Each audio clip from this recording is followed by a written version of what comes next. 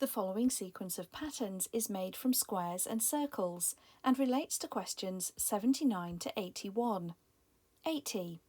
Which pattern number has a total number of 71 circles and squares?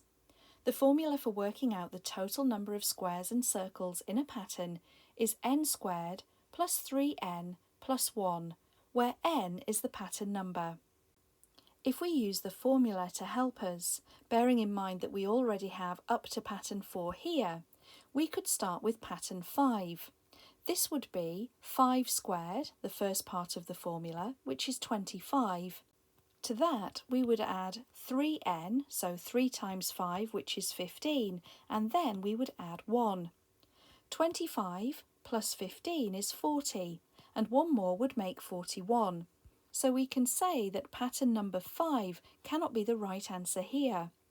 6 would be 6 squared, which is 36, and to that we would add 3 sixes, which are 18, and to that we would add one more. 36 plus 18 gives 54. 54 plus 1 gives 55, so 6 can't be the right answer either. So let's try 7.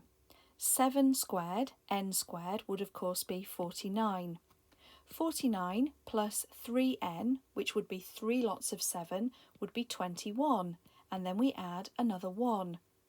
If we think about 49 plus 1, this would be 50, and a further 21 would give 71. So that means the pattern number here must be 7. The 7th pattern has a total of 71 circles and squares.